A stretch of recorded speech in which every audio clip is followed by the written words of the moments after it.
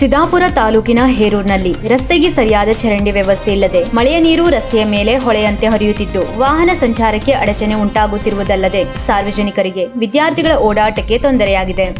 ಕೂಡಲೇ ಸಂಬಂಧಪಟ್ಟ ಇಲಾಖೆ ಅಧಿಕಾರಿಗಳು ವ್ಯವಸ್ಥೆ ಸರಿಪಡಿಸಿಕೊಡುವಂತೆ ಸ್ಥಳೀಯರು ಆಗ್ರಹಿಸಿದ್ದಾರೆ.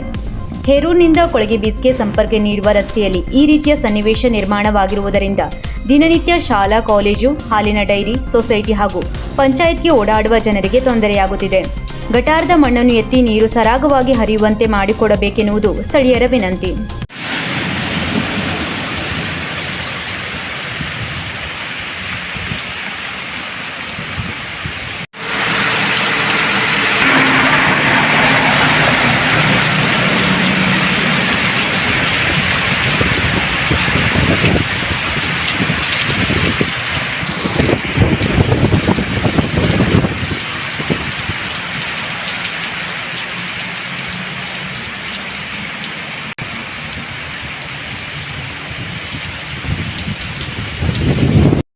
ವೀಕ್ಷಕ ಮಹಾಪ್ರಭುಗಳೇ, ನಮ್ಮ ಚಾನಲ್ ಅನ್ನು ಸಬ್ಸ್ಕ್ರೈಬ್ ಮಾಡಿ, ಶೇರ್ ಮಾಡಿ, ಪ್ರೋತ್ಸಾಹಿಸಿ.